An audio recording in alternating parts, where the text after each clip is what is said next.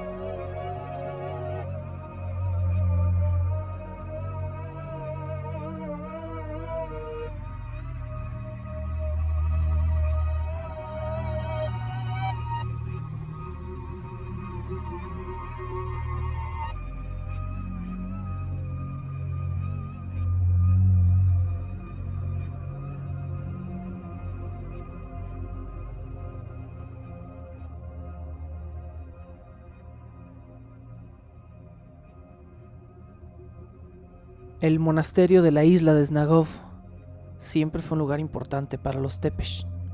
No es una coincidencia que haya sido la casa de verano de Ceausescu, el dictador que estaba obsesionado con Drácula y quien decidió construir en la pequeña isla de Snagov un refugio para sus retiros personales. Quizá, de alguna manera, para sentirse cerca de Drácula. Como dato curioso, Michael Jackson pasó también el verano de 1992, después de que Ceausescu me parece que ya había muerto, en la casa de este dictador. No sé si también para sentirse cerca de Drácula. La isla de Snagov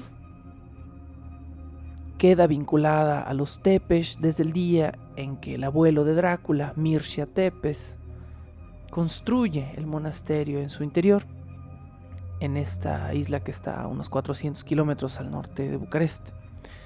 Eventualmente el monasterio fue recibiendo nuevas donaciones de parte de los Drácula con la intención de fortificarlo.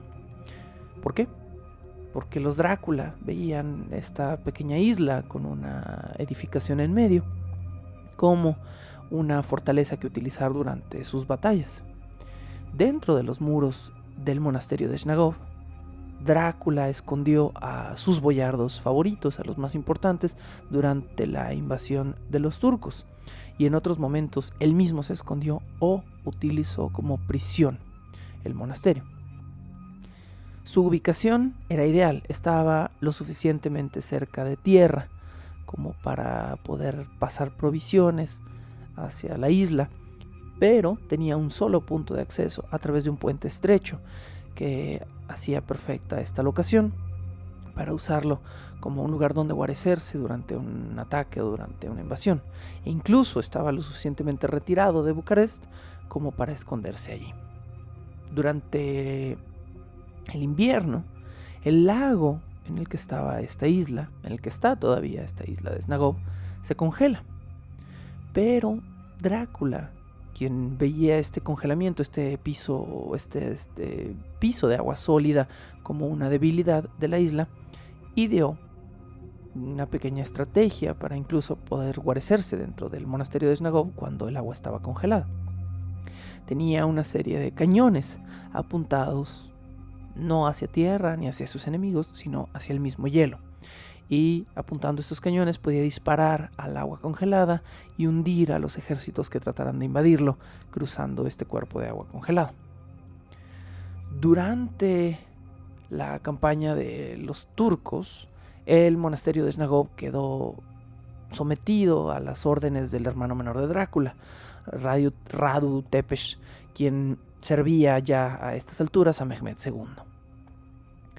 Después de que Drácula muere, temiendo un control absoluto de los turcos o viendo que era una locación importante para el mismo Drácula, los monjes a cargo de administrar el monasterio de Snagov arrojaron al fondo del lago todo el oro que los Drácula habían dejado en sus paredes. Esto para evitar tentar a los turcos a una invasión agresiva. Se dice en una versión de la leyenda que el oro fue sellado en enormes barriles y que esos barriles los hundieron al fondo del lago con la intención de poder recuperar después este tesoro. Otra versión del mito dice que los monjes desesperadamente simplemente arrojaron el oro al agua en oleadas y que Radu Tepesh buscó este tesoro en el momento en el que se estableció en el monasterio. El mismo Radu Tepesh utilizó el monasterio de Snagov como banco, como un lugar para almacenar sus propias riquezas durante la invasión de los turcos después de 1462.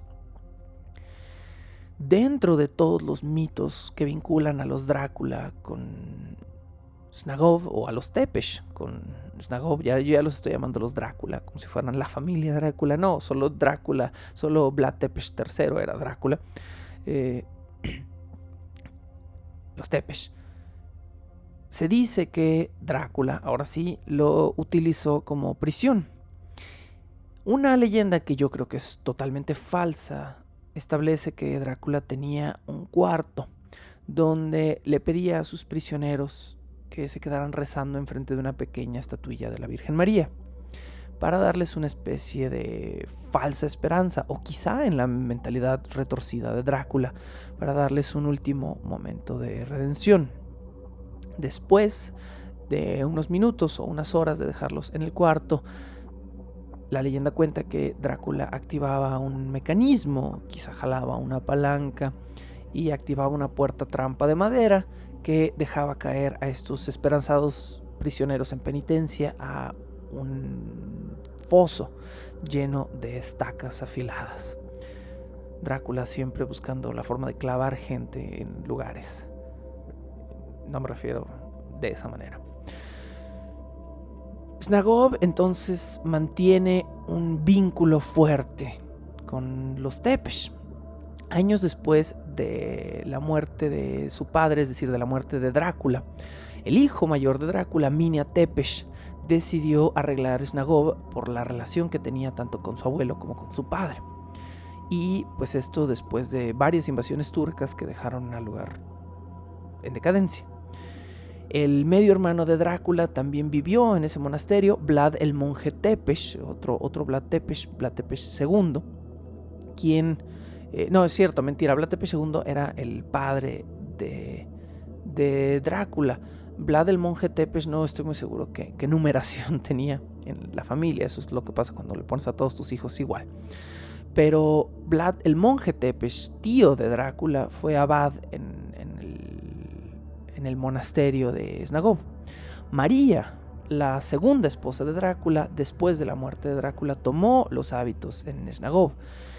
Y otro de los hijos de Drácula, Vlad VII, ese sí me es el número, mientras su madre vivía probablemente como monja en Snagov, se ahogó nadando en las aguas aledañas a la isla. Las torres de este monasterio, tras haber sido un par de veces quemado por los turcos, fueron reconstruidas por Minia Tepesh, el hijo mayor de Drácula. Años después de esta reconstrucción, volvieron a caer, esta vez para siempre o casi para siempre, cuando dos huracanes en años distintos azotaron la zona del lago de Snagov y destruyeron lo que quedaba en pie de esa capilla. Se dice en otra pequeña leyenda que este siniestro también arrancó la enorme puerta de madera que cerraba el monasterio de Snagov y que fue encontrada a kilómetros de distancia por un grupo de monjas que, al reconocer los símbolos griegos ortodoxos en la puerta del monasterio, salvaron la pieza, la restablecieron y la reutilizaron como una puerta importante en su propio monasterio. La campana, después del huracán que azotó la isla de Snagov, la campana del campanario central cayó al lago y aún permanece en el fondo del lago porque no ha podido ser rescatada por su peso y también probablemente como parte de esta leyenda. Los lugareños de Snagov hoy en día dicen que en momentos en los que las aguas están agitadas se puede escuchar el golpeteo de las piedrecillas al fondo del lago contra el metal de la campana. Snagov también fue la casa del primer impresor de todo Rumania, un hombre llamado Antim Iveranu. Antim Iveranu fue el primer impresor rumano de la historia. Por razones que hoy en día ignoramos, Antim fue envenenado, no murió durante su envenenamiento, pero enfermó gravemente y después de un largo exilio en el que huyó de Snagov, finalmente falleció. Los libros impresos por Antim comenzaron a dispersarse entre curiosidades y objetos quizá de valor, y su aclamada y bella prensa rumana se mandó a Antioquía, donde se le dio nuevamente uso. Snagov se quedó entonces sin su más famoso impresor. A finales del medioevo, esta pequeña isla, que es la protagonista de nuestro episodio de hoy, estaba conectada en tierra únicamente por un pequeño puente de madera. Este puente es el mismo puente que había usado Drácula y que había construido su abuelo para establecerlo como el único punto de acceso a caballo o a pie a la isla. Los habitantes de Snagov destruyeron este puente cuando, después de la guerra con los turcos, los griegos, que consideraban a Rumania una extensión del imperio religioso griego ortodoxo, comenzaron a querer cobrarle impuestos a la isla por el simple hecho de tocar un punto del continente, es decir, por el simple hecho de que su puente terminaba en las tierras del imperio. Decidieron extender su impuesto a Snagov, así que los habitantes de esta pequeña isla, que no eran más que un centenar de personas, probablemente en su mejor momento, decidieron aislarse en la isla, cruzarla simplemente a bote y eliminar el impuesto del Estado griego. Cuando, después de hacer eso, económicamente Snagov empezó a verse minado por las circunstancias que acaban de suceder, un general de nombre Paul Kisely, un ruso, supongo que puede ser Kisely, ordenó la conversión de Snagov de monasterio a prisión, y él, con un capital, logró reemplazar el viejo puente que los aldeanos de Snagov habían quemado para no tener que pagar impuestos. Reconstruyó el puente, pero parece que la inversión de los rusos no fue la mejor. Al parecer, Paul Kisely reemplazó el viejo puente quemado con un puente de madera de muy mala calidad. Y durante el primer intento de llenar esta nueva prisión de Snagov, que básicamente era el mismo monasterio, con una serie de ajustes para convertirse en un grupo de celdas, 59 presos fueron trasladados a través del nuevo puente, que estaba hecho, pues no sé de qué tipo de madera de ocote horrible estaba hecho.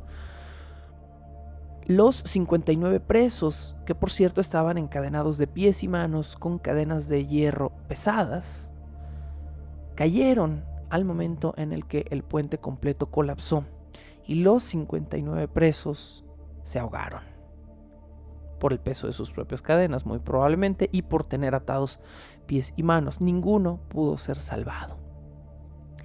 A principios del siglo XIX, el viejo monasterio de Snagov, más recientemente la prisión de Snagov, había quedado completamente abandonada, excepto por unos cuantos monjes que vigilaban todavía su desarrollo. En 1867, el monasterio prisión de Snagov cerró finalmente sus puertas.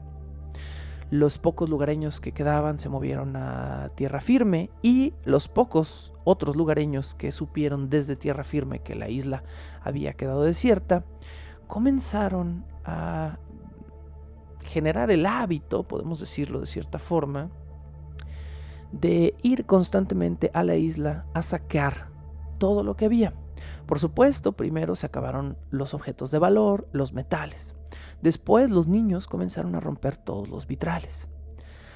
Lo que quedó fueron Biblias y algunos manuscritos que hoy en día valdrían una fortuna. Hoy en día valdrían una fortuna. Y que simplemente se robaron a lo mejor para jugar con ellos o para tirarlos. Poco a poco, la gente de la costa, digamos, comenzó a destruir los edificios de Snagov para utilizar la madera de sus techos para hacer leña y mantenerse calientes durante el invierno. Era una forma sencilla de obtener algunos tablones que ya estaban sueltos o cortados y darse un poco de calor. Pero otra cosa también sucedió en la isla de Snagov en sus últimos días antes de su restauración.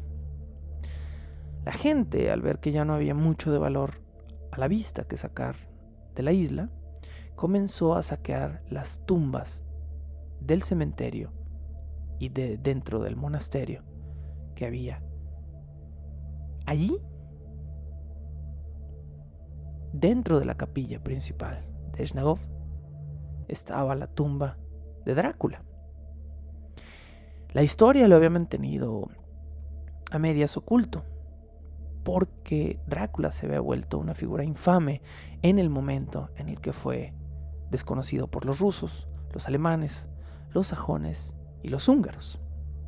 Así que su tumba, que ocupaba una especie de lugar de honor, se mantuvo en secreto para no vanagloriar a un dictador asesino. Durante los saqueos de la isla de Snagov, algo que todavía no estamos muy seguros cómo pasó, sucedió con la tumba de Drácula.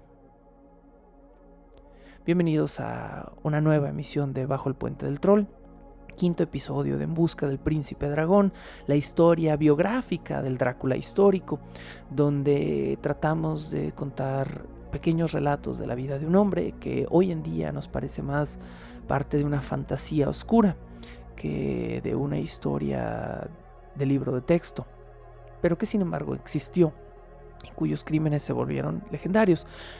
Los revisamos aquí no para vanagloriar al hombre, sino para entender cómo el hombre engendró al mito.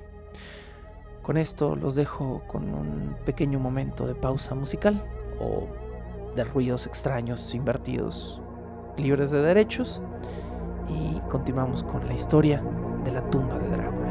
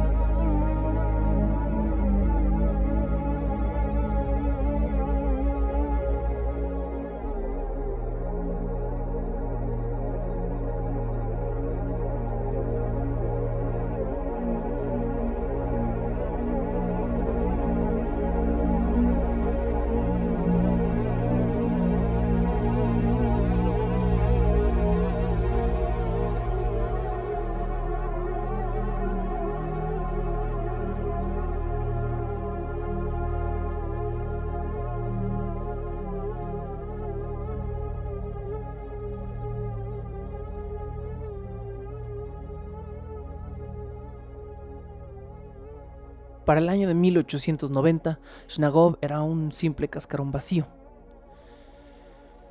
Al poco tiempo de la publicación de Drácula, es decir, 7 años después, en 1897, un grupo de arqueólogos, por alguna razón, recobró el interés en la zona. Y por supuesto estamos hablando de un momento en la historia donde la gran mayoría de la gente no sabía que el Drácula de Bram Stoker hacía referencia a la vida de Vlad Tepes III de una manera muy velada. Pero curiosamente, al poco tiempo de la publicación de esta novela, este grupo de arqueólogos decidieron hacer una especie de peregrinación a esta isla para ver en qué grado de deterioro se encontraba. La pequeña excursión de arqueólogos llamó la atención de la iglesia, quien no tardó en enviar recurso a Esnagov para restablecer primeramente su monasterio. A pesar de todos los esfuerzos que duraron casi 40 años de restablecer la isla a su gloria anterior, Esnagov fue un lugar de mala suerte y también por su ubicación fue un lugar de riesgo elevado en cuestiones naturales. Y en 1940, 43 años después del inicio de esta restauración, un enorme terremoto azotó Bucarest y obviamente alcanzó la isla de Esnagov. La capilla, que había sido totalmente restaurada en el centro de la isla, se partió por completo en dos y quedó destruida. En 1976, ya estamos hablando de tiempos modernos, un segundo terremoto fuerte terminó de destruir la capilla restaurada. Por precaución, tras el siniestro, solo tres personas, se les dio permiso de quedarse a vivir en la isla. Un abad que seguía actuando como figura central dentro de un monasterio en ruinas en la isla, una monja que ayudaba a este sacerdote, pues vayan ustedes a saber con qué, con todas las tareas que pudieran ahí en la isla, y una mujer campesina que ayudaba también con algunas labores. Este grupo de 3 personas se convirtió en una fiesta de 4 cuando a la isla llegó un joven monje que confesó haber cometido un crimen terrible del cual no sabemos mucho y se unió a este monasterio en ruinas buscando, luego de tomar los hábitos, una especie de expiación a sus pecados. Así quedaron 4 personas en la extraña isla de Esnagov. Rebobinemos un poco. En 1931, durante el final o en el punto máximo de la restauración de Esnagov, cuando se reconstruyó la capilla principal, se movió el cementerio y esto implica que se reubicaron los huesos de las tumbas del monasterio lejos del edificio central. Además de una gran cantidad de restos humanos movidos del cementerio, dentro de las tumbas se encontraron muchas monedas de oro y plata que habían sido enterradas junto con los cadáveres. El destino de estas monedas probablemente fue el de un museo, exceptuando las piezas que alguien se haya robado, pero me parece que no fueron dejadas dentro de las tumbas. Los investigadores a cargo de esta excavación, estaban muy entusiasmados porque ya a estas alturas, en 1931, sabían perfectamente que en Esnagov se encontraba la tumba del famoso conde Drácula. Y qué cosa más interesante como un arqueólogo encontrar la tumba de un vampiro de ficción, sí, pero de un hombre que era identificado con la etiqueta de vampiro. Recordemos que después de su muerte, Drácula, por si no lo recuerdan del episodio anterior, Drácula tuvo una muerte rarísima, donde parte de su propio ejército lo confundió presuntamente con un turco por la forma en la que él estaba vestido y por el lugar de la batalla en la que se encontraba. Y uno de sus propios soldados lo atravesó con una lanza. Él asesinó al soldado que lo había atravesado y al ver esto, otros soldados de Drácula, del mismo Drácula, fueron a defender al soldado y mataron a Drácula. Es una muerte extrañísima. Drácula después fue decapitado por orden, me parece que de los húngaros, no estoy 100% seguro, quizá de los rusos, y de los turcos, me parece que fue decapitado por orden de los turcos, más bien. Y su cabeza fue enviada como muestra de su muerte a distintos lugares. Entonces, según las leyendas populares, el cuerpo decapitado de Drácula tenía que estar en la tumba principal, que no estaba en el cementerio, sino dentro de la capilla.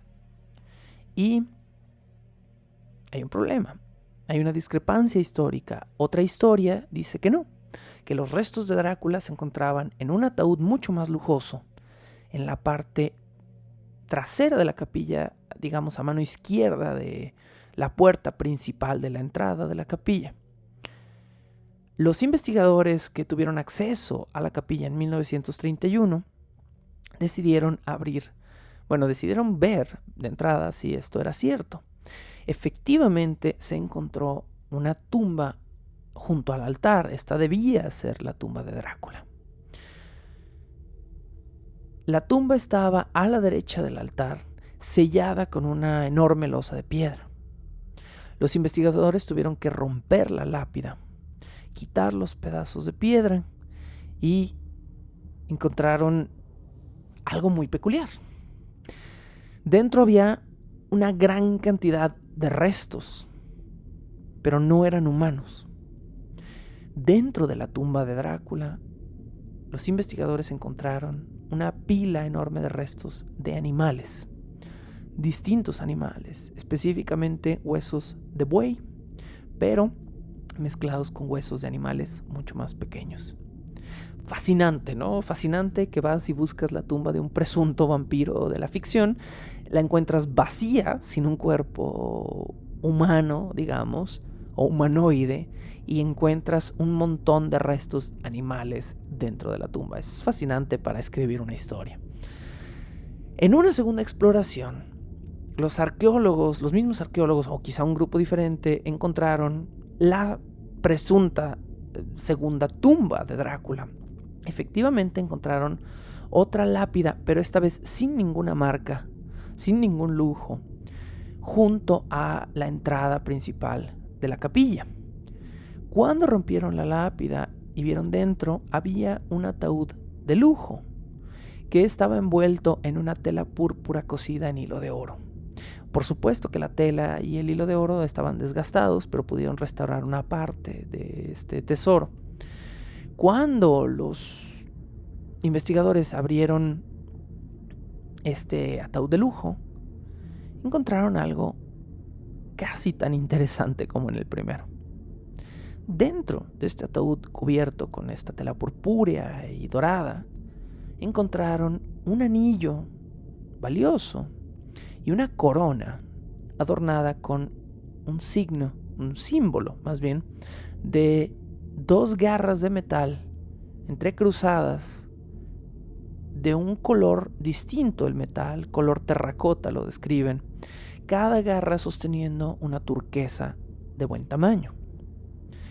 En el anillo que encontraron primero, los investigadores dejaron acotado que el anillo presentaba parte de un símbolo que se correspondía a uno de los símbolos de la Orden del Dragón. Entonces, fascinante, encontraron la corona y el anillo con los que probablemente Drácula había sido enterrado. Pero nuevamente no había restos de Drácula. Más encima, la corona y el anillo y el fragmento de tela que sobrevivía en torno al ataúd desaparecieron un par de años después del Museo de Historia de Bucarest, donde presuntamente habían sido almacenados. ¿Dónde estaba Drácula? ¿Dónde estaban sus restos? ¿Cuál de las 2 tumbas era la verdadera tumba de Drácula? Porque en la tumba original, que sí estaba marcada por fuera como la tumba de alguien importante, no había más que restos animales. ¿Y por qué en una tumba sin marcas estaban los artefactos del príncipe valaco? Preguntas mucho más fascinantes de quizá las a veces decepcionantes respuestas que podemos dar. Esto es lo que hoy en día investigadores como Raymond McNally y Radu Florescu, que son el centro de nuestra investigación, de mi investigación, los libros que han publicado McNally y Florescu, que son de los mejores libros de Drácula que pueden encontrar y comprar. Hoy en día se cree que Drácula estuvo en algún momento en ambas tumbas, o que por lo menos sí estuvo en la tumba principal y luego fue movido a la tumba secundaria y después fue accidentalmente saqueado. ¿Cuál es la historia? Bueno, la platico aquí. Se cree, y esto de nuevo es una especulación, no es un hecho confirmado, es una especulación que se cree como la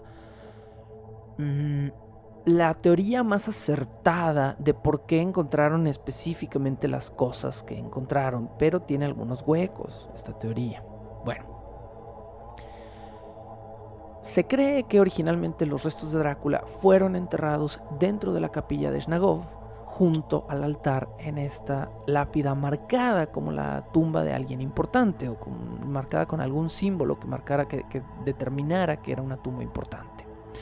Pero la iglesia griega ortodoxa de mediados del siglo XVII no estaba muy contenta con el hecho de que dentro de un monasterio que estaban de cierta manera reparando, reinstituyendo, se encontrara el cadáver de un horrendo dictador que había asesinado a miles de personas.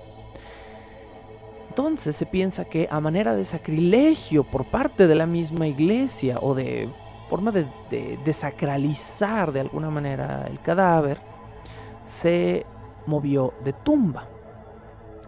Se abrió la tumba original, se sacaron los huesos de Drácula y a manera de marca non santa, de poner una marca de no santidad dentro de la tumba original, se rellenó el espacio de la tumba con huesos animales. Esto era parte de una costumbre vulgar para desacralizar de alguna manera una tumba, y por eso se encontraron apilados de manera ordenada estos huesos de animales, como si fuera una marca de aquí solo hay enterrado un animal. Los restos originales de Drácula deben haber sido movidos a una tumba más desprotegida que quedó sin marcas dentro de la misma capilla de Snagov, pero lejos del altar, junto a la puerta, donde también durante los saqueos quedó más vulnerable. Dado que los investigadores encontraron la lápida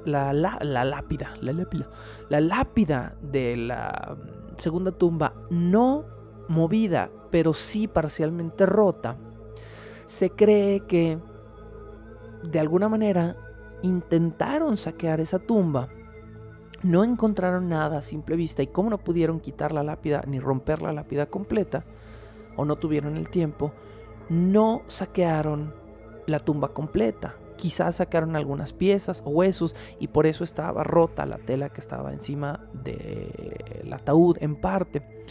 Y se cree que esa ruptura que hicieron en la lápida hizo que los huesos que estaban dentro de la tumba fueran robados o se desintegraran. Esta teoría tiene el enorme hueco de que ¿qué le pasó a todos los huesos? Es muy difícil que todos se hayan desaparecido o que solo se hayan robado los huesos y que hayan dejado la corona y el anillo, si saquearon realmente esta tumba. ¿Que no los vieron? Bueno, no sé. Esa es una de las teorías. ¿Que fueron dejados intencionalmente? Esa es otra de las teorías. No lo sabemos.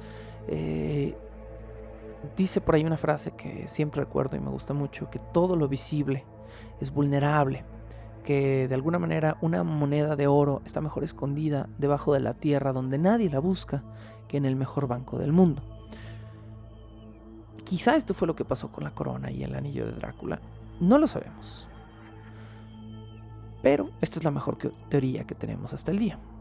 La tumba original de Drácula fue desacralizada de alguna manera por la iglesia griega ortodoxa a finales del siglo XVII, y la segunda tumba de Drácula fue saqueada, ora por alguien que no sabía que los huesos que se estaba llevando eran de Drácula, o por alguien que lo sabía perfectamente. A causa de la reputación y la mala fama de la familia Tepesch y específicamente de Drácula, la mayoría de los investigadores piensan que es muy difícil que hubiera sobrevivido intacta, ya sea por su fama o por su desprecio. Quien quisiera los huesos de Drácula pudo haberlos robado por admirar al príncipe Valaco, pero también quien quisiera destruir los huesos de Drácula pudo haberlo hecho. ¿Ustedes qué dicen?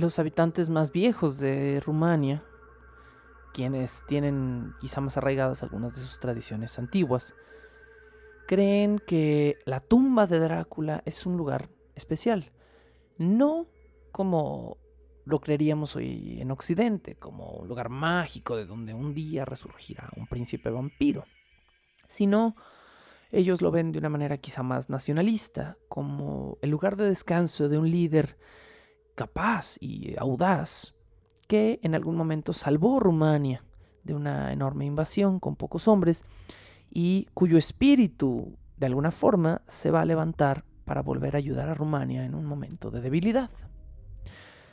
Resulta fascinante jugar con todo el mito tras este hombre.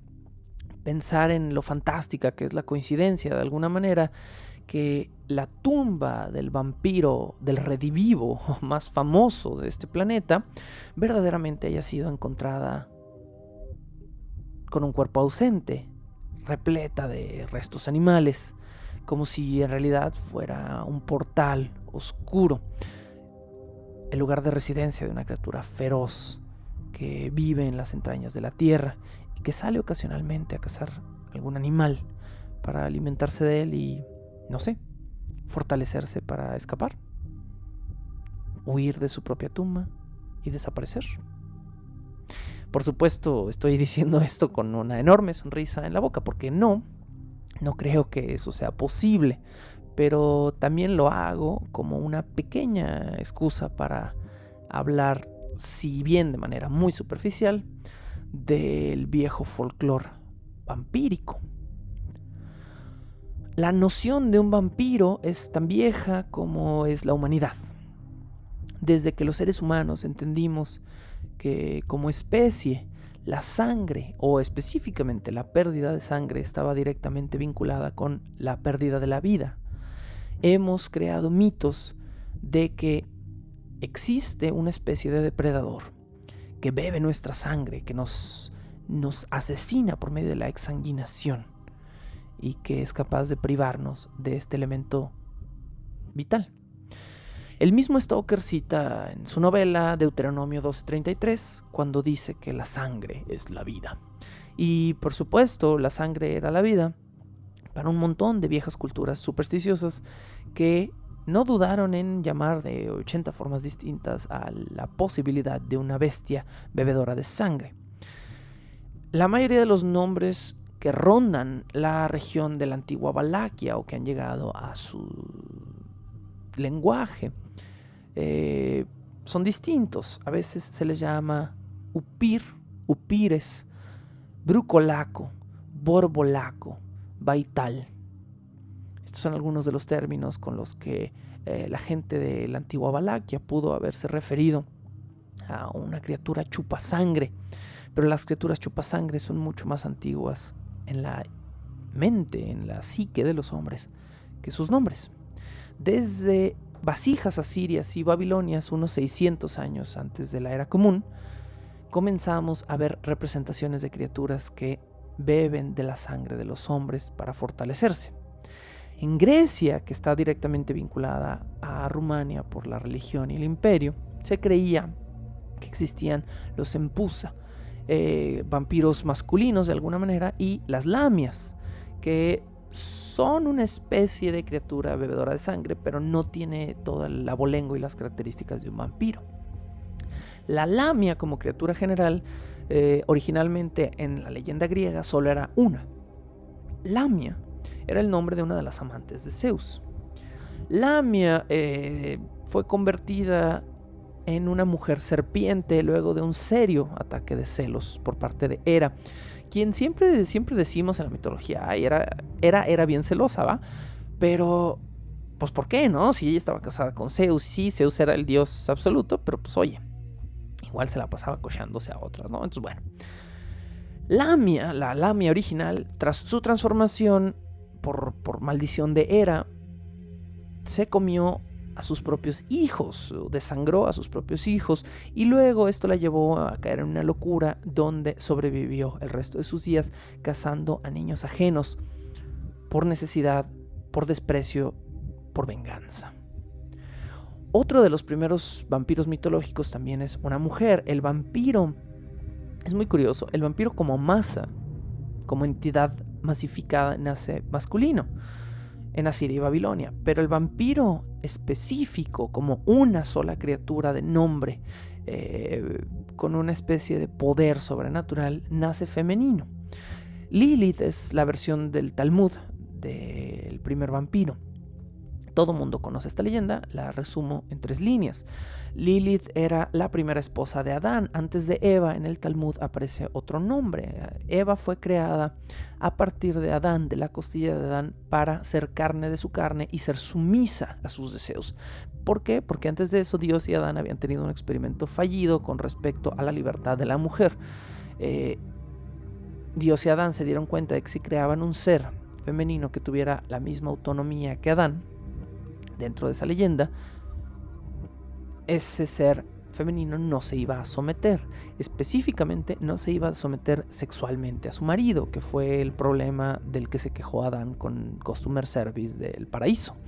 Al parecer, en el Customer Service del paraíso llegó la queja de que Adán quería que su mujer siempre se quedara sometida en una posición pasiva durante el sexo, debajo de él, y esta mujer quería dominar el ritmo del sexo de alguna manera. Fascinante para el pensamiento machista y feminista, ¿no? Esa pequeña leyenda. Y para la historia de las religiones. Y entonces Dios fue a hablar con esa mujer, le dijo: oye, tienes que ponerte en 4 cuando te lo diga tu marido. Y ella le dijo: no, ni madres, o sea, yo me pongo donde yo quiera con mi marido. Y entonces Dios exilia a Lilith y la obliga a vagar sin rumbo por el desierto afuera del paraíso, y ella, solo a las almas en desgracia que se encuentra, se alimenta de la sangre de sus niños. Entonces se vuelve el primer vampiro femenino de gran renombre, quizá en alguna de las leyendas. Probablemente ella y la Lamia compartan el premio o queden por ahí para ver cuál es más antigua. Probablemente la Lamia sea más antigua que Lilith, pero quién sabe, ¿no? No tengo una forma de comprobar qué leyenda es más antigua. Los judíos creyeron o creen, no creo que crean todavía, pero creyeron durante un tiempo que Lilith podía regresar por las noches y beberse básicamente la sangre de sus niños, por lo que se confeccionaban amuletos con algunas distinciones para varones y para niñas que presuntamente protegían a estos chiquillos de la mordida terrible de Lilith. India no se quedó atrás. Del siglo VII, VIII, más o menos octavo de la era común, un hombre que tiene nombres muy difíciles que me va a costar mucho pronunciar. Le decían Baba Bunti.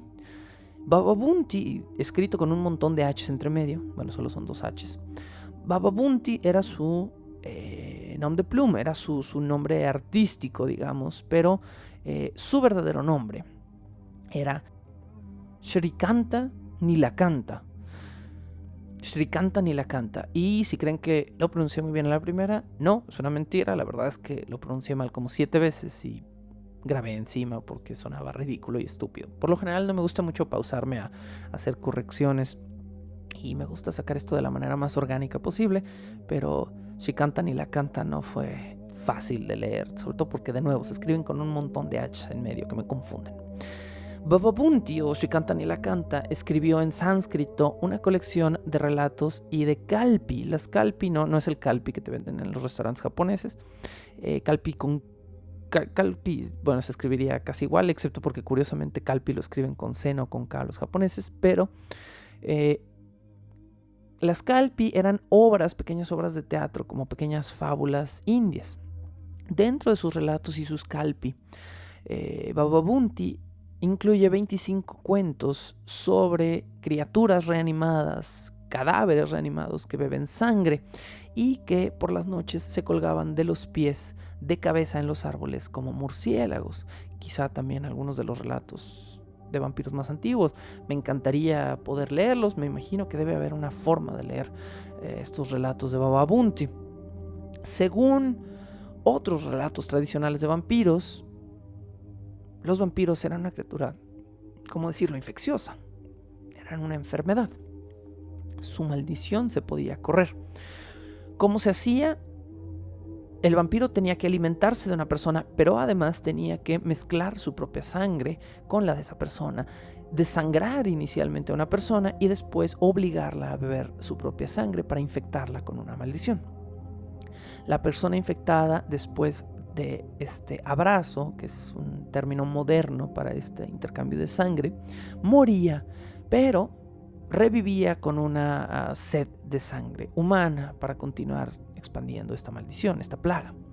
En su mayoría, los vampiros, como lo dije, los vampiros individuales del mundo antiguo eran femeninos y los vampiros genéricos eran masculinos.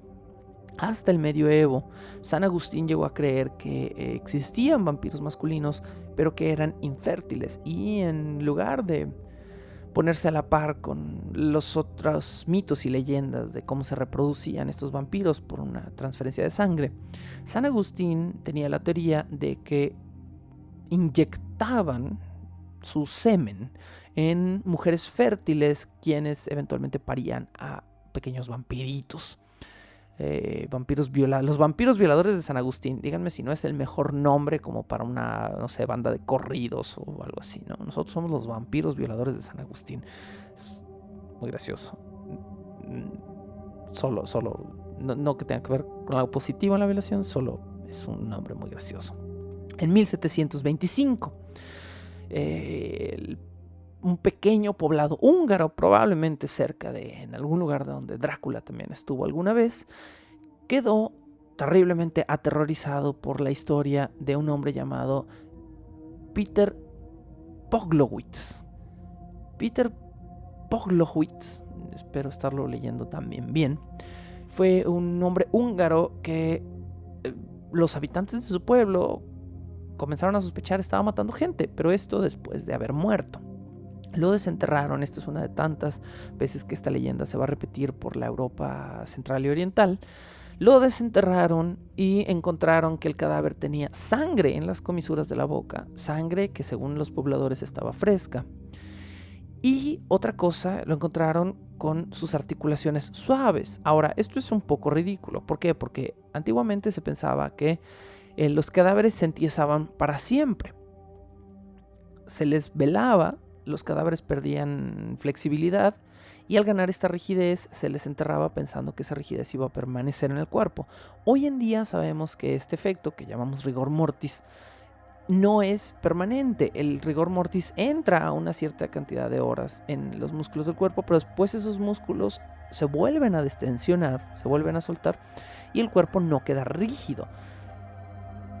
Los habitantes de este pequeño poblado húngaro encontraron el cuerpo de Peter, pero al desenterrarlo unos días después de su velorio, se dieron cuenta de que sus articulaciones estaban suaves y móviles. No conociendo el efecto del rigor mortis, pensaron que Pawlowitz debía ser un vampiro que se estaba alimentando y que por eso estaba suavecito.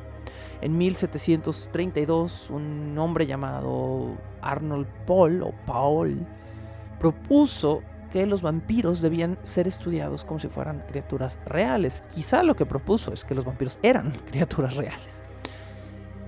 Esta idea, curiosamente, pegó y en 1750, 18 años después de esta proposición de Arnold Paul, otro hombre, un monje dominicano llamado Augustin Calmet, se tomó muy en serio esta propuesta y escribió un extenso tratado sobre vampiros, que se llama así, Tratado sobre los vampiros, y que se puede conseguir, por cierto. Y sabemos que este tratado de Augustin Calmet cayó en manos de Bram Stoker cuando él creó su Drácula. En las islas griegas de Santorini son tantas las leyendas de vampiros que presuntamente recorren ese grupo de islas que literalmente tienen un dicho sobre la redundancia.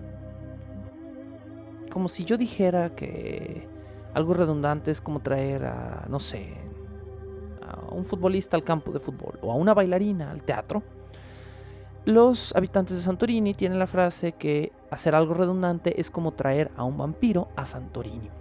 Así de comunes son las leyendas de vampiros ahí. Los mismos griegos ortodoxos que probablemente adoctrinaron al joven Drácula creían que los griegos que morían fuera de su patria estaban condenados a vagar por la tierra hasta volver a casa, aunque no pensaban pues que se fuera a convertir en un vampiro, pero era un tipo de redivivo. La forma más rumana de llamar al vampiro es strigoi. Strigoi, que de hecho el término es utilizado en la película de Bram Stoker's Drácula de Francis Ford Coppola, es un término errado porque es un término femenino. Strigoi hace referencia específicamente a un vampiro femenino. Hay un momento en la película donde Drácula utiliza el término para referirse a sí mismo, cosa que es un error. El vampiro femenino se creía siempre mucho más peligroso que el masculino. En rumano, el término correcto para definir un vampiro masculino debería ser strigoiaca. Strigoiaca, que suena fabulosamente rumano, ¿no? O sea, strigoiaca. Los rumanos también hacen referencia a otra criatura que se llama prigolki. El prigolki es un no muerto que tiene la habilidad de tomar forma de lobo o de perro, habilidad que Bram Stoker le atañe también al mismo Drácula. Volviendo al territorio transilvano, el ajo era el arma perfecta contra los vampiros. ¿Por qué? ¿Por qué siempre esta cuestión con el ajo? Y hoy en día existe la burla, ¿no? De, es que no les gusta la pizza, es que huele feo. Bueno, el ajo es una herencia griega. En griega, el ajo se utilizaba como defensa contra el mal de ojo. Se colgaban collares de ajo en ventanas o en las puertas de las casas o en algún punto de la casa como una superstición de que teniendo ese collar de ojo nadie iba a poder maldecirte dentro de tu propio hogar. Esto es heredado en la tradición rumana y eventualmente se convierte en un arma de defensa en contra del vampiro.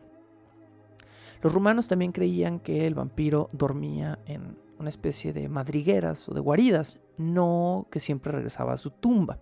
Estas madrigueras eran básicamente verdaderas madrigueras de serpientes, es decir, cuando serpientes muy grandes hacen su casa, lo hacen haciendo agujeros o utilizando agujeros cerca de las raíces de los árboles o en algún hoyo. Si encontraban los rumanos algún agujero demasiado grueso o demasiado ancho, se creía que podía ser el agujero de un vampiro y no el de una serpiente. Para cazar a estos vampiros, se pensaba que se podía hacer igual que con las serpientes. Se inundaba el interior de estos agujeros a ver si algo salía de su interior. Los vampiros transilvanos también eran susceptibles a las espinas largas de rosa, que son un símil de la corona de Cristo, y como los vampiros chinos, cuyo nombre en este momento no recuerdo, me parece que es Shang-Chi, pero probablemente estoy terriblemente errado, lo tengo en otro documento ese dato, pero como los vampiros chinos, los vampiros transilvanos son obsesivo-compulsivos, es decir, que si se les arroja una cantidad de algo que es difícil de contar, los vampiros tienen la necesidad de contarlo y dejan de perseguirte. La luz solar, el hierro, el agua bendita también son elementos que defienden o que funcionan como arma contra el vampiro. Y por supuesto está la estaca. La estaca se gana su lugar no porque les reviente el corazón a los vampiros, que sería absurdo, ¿no? Es un ser redivivo que presuntamente no inhala ni exhala ni su sangre recorre su cuerpo. Entonces, ¿qué punto tendría perforarles el corazón? Cuando beben sangre se les va al corazón en vez del estómago. ¿Cuál es la vinculación con la estaca y el corazón? Bueno, la estaca no viene de perforar el corazón, viene de una práctica de los habitantes de la Europa medieval que cuando creían que había un vampiro en sus poblados, abrían las tumbas y clavaban una estaca en el centro del cuerpo del vampiro para mantenerlo clavado a su ataúd y que cuando presuntamente este ser sobrenatural despertara la siguiente noche no pudiera levantarse a cazar por estar clavado contra el piso del ataúd.